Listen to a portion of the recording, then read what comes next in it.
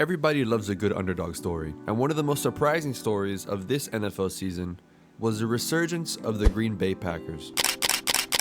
When Jordan Love was first drafted, the biggest narrative was that he threw too many interceptions in college. And although that might have been true, throwing for 17 interceptions and only 20 touchdowns in his final season at Utah State, no one ever looked at the context of those interceptions.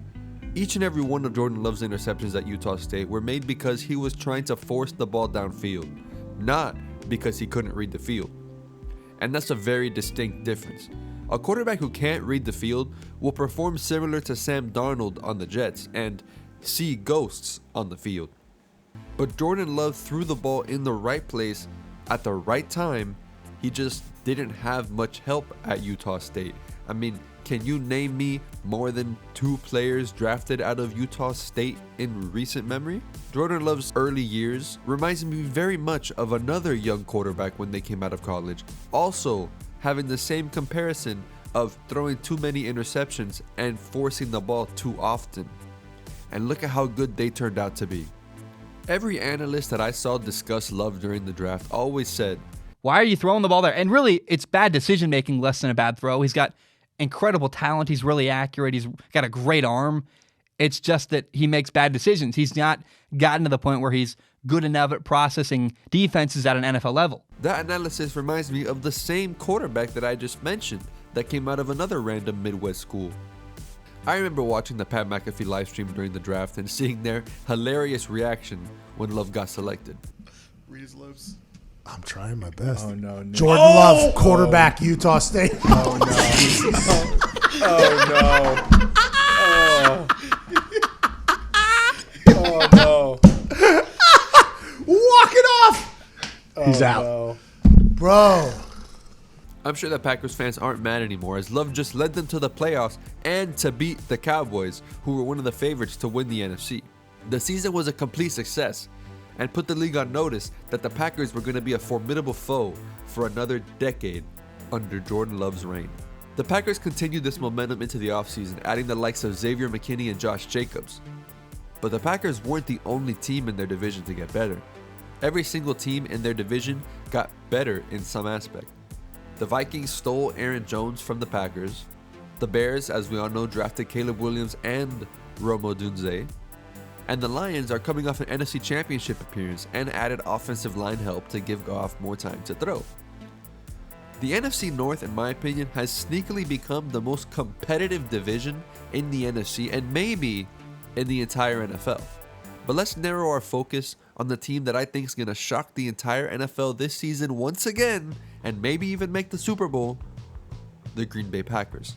Now, I could sit here and cop out and say, well, you know, the Josh Jacobs is an upgrade on Aaron Jones, and Jordan Love going into year 5, I think, is going to have a much better season than last year.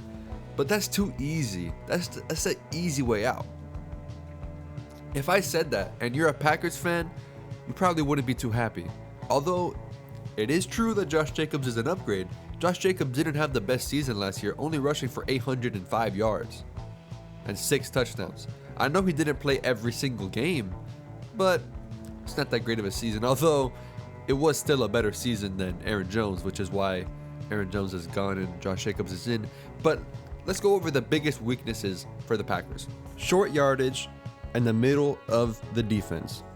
Although the Packers took immense strides on the offensive side of the ball, the same honestly cannot be said for the defense. Xavier McKinney is an incredible addition to that defense. 116 tackles, 3 interceptions, and 11 passes defended in 2023. For context, Darnell Savage, Jonathan Owens, and Rudy Ford, the 3 safeties that were on the Packers roster in 2023, all combined for 2 interceptions and 10 passes defended.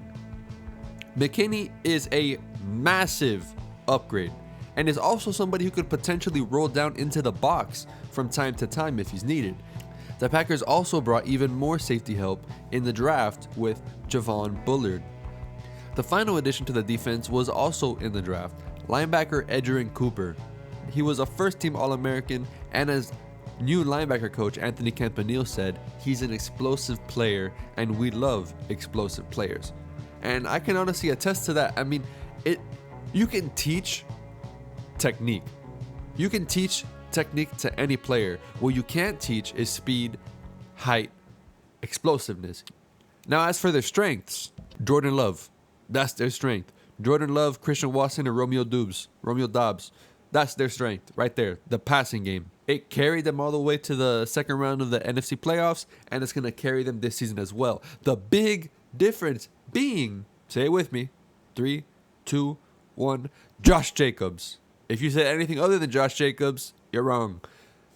The Packers were not the best in short yardage, and Josh Jacobs is going to help them get there. Now I want to get into some tape and show just how I think these new additions are going to help the Packers.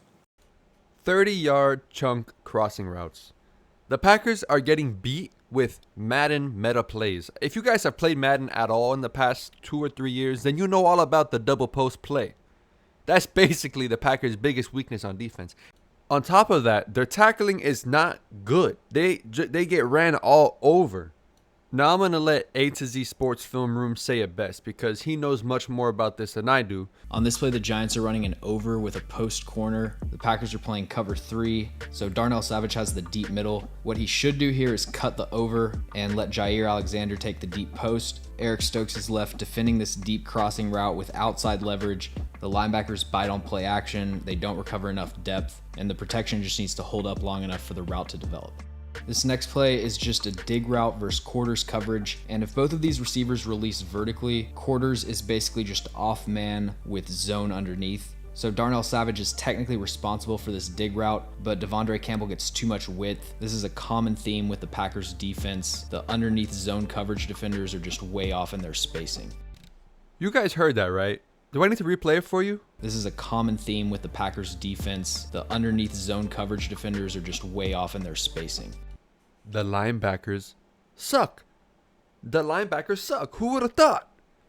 But that's why Xavier McKinney and Edgerrin Cooper are going to make huge differences to this team going forward into next season.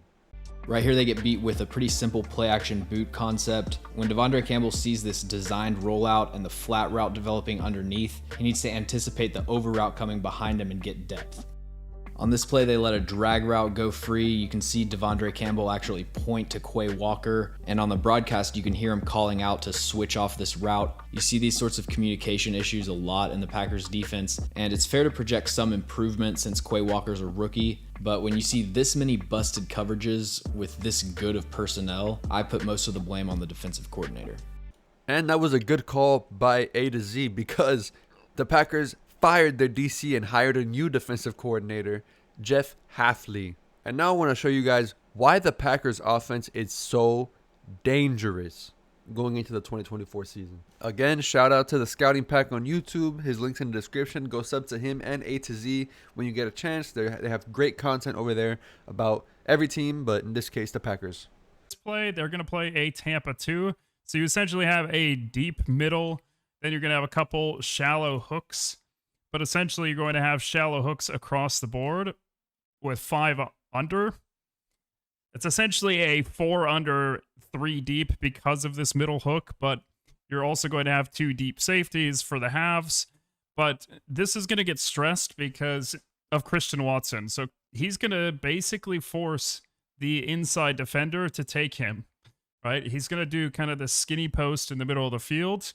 And then Dobbs essentially just going to kind of round out and do a basic route into the middle of the field. Just see that Watson is that vertical threat. So you can see the middle guy is going to take him and carry him vertical, even though he's got deep help. And Dobbs against the zone is just going to be wide open here. So Love also is really incredible with his poise.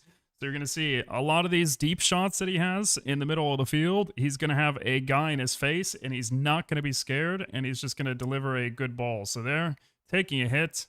Good ball right over the top of number 14 there. Outside zone essentially is just going to be all of these offensive linemen blocking play side, right? So the point of an outside zone is everyone's going to reach out and try to block the person on the play side. So Sheed is going to be taking 97. Myers should be taking 96. And then Jenkins should be taking 33 if he fills the gap. So Tom is going to reach the edge here as well. And what this allows Jones to do, because it's a stretch, if any of these gaps open up, whether it's the C gap, the B gap, the A gap, or the opposite A gap, if any of those things open up, it's going to allow Jones to have a clear lane. And this is just kind of mixing in that zone and the gap scheme. And you can see right behind Myers, he's able to reach block there. And Sheed working on the second level, hitting 14, makes it a little bit tougher tackle, gives Aaron Jones a few extra yards. So just a great job with the run game. The Packers defense last year could not cover the middle of the field and could not tackle. What they do, they went and got a safety in free agency who's one of the best tacklers in the league. They went and got a coverage linebacker in the draft, and they went and got another safety in the draft in the second round. And on the offensive side of the ball, they lost David Bakhtiari. What they do, they went and drafted an O-lineman in the first round. They didn't have the best short yardage gains last year. What they do, they got one of the best short yardage running backs in the league in Josh Jacobs. The Packers are going to be a formidable opponent for every team in the next decade. And Jordan Love's just going to keep getting better. Christian Watson's just going to keep getting better. Romeo Doubs is going to keep getting better. But you know who's not going to keep getting better? The Carolina Panthers. If you want to see a video of me talking about the Carolina Panthers and how they're on a downward spiral for the next decade and a half because they don't know what they're doing, then click the video on the screen right now.